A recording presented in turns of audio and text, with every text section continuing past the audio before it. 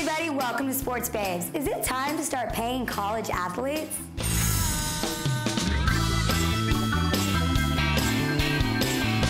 Welcome to Sports Babes. We've got our college basketball expert, Tommy Walden, on the set today. Tommy, the basketball tournament just wrapped up. I heard an interesting fact. CBS is paying $6 billion to the NCAA over the course of the next 11 years to carry the men's basketball tournament. That's a lot of money. And the revolving question that always comes around this time of the year, should college athletes get paid? Well, I think college athletes technically are getting paid. If you look at the fact that they're being compensated because they're getting tuition, they're getting room and board, they're getting a per diem, you know, they are being compensated. I'm just talking about them getting a little bit more of the pie. You look at the incredible amount of money that's being generated, you know, from college sports. There's so much money. It's like you can give a little bit more money to these student athletes who are struggling with day-to-day things and being able to be involved with regular activities like regular students. Okay, but doesn't that stray away from the whole fact that these guys are there because they are college students? I mean, isn't that the whole point here? They're getting an education, they're getting scholarships that pay for tuition, room and board, food. I mean, isn't that enough? I mean, that they are getting well compensated. I completely agree with you on that fact.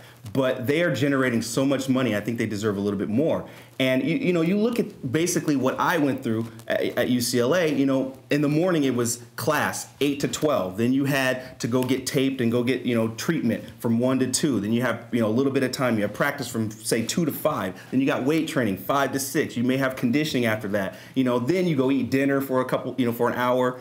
Then it's right off to tutoring and mandatory study hall. You don't get home till sometimes 11, midnight. You know, that's 8 to 12.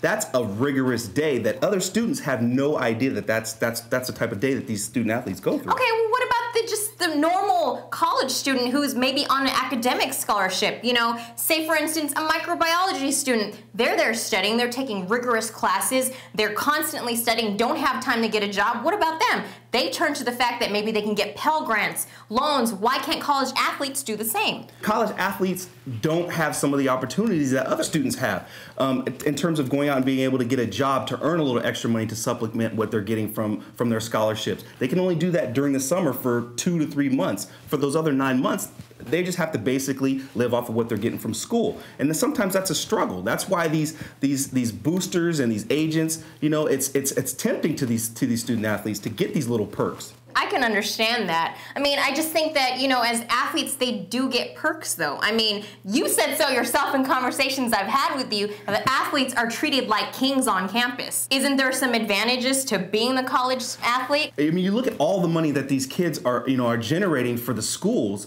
These coaches are getting $2 and $3 million contracts. You know, the amount of money is ridiculous. So there's a lot of money that is going around. These kids should get a little piece of it. Okay, so then what do you propose? Who should pay these kids the money? Should it be the schools or, you know, some other entity? I think there needs to be a committee formed by the NCAA, and the NCAA needs to set up some type of fund to where people can make donations, and some of the money that they get from these incredible contracts from CBS and ESPN and the BCS, they take some of that money and put it aside, and then the NCAA is responsible for managing it and passing it out to these schools, and the schools pass it out from there. Sounds like a pretty good idea, but I don't know if President Miles Brand will agree with that. I doubt it.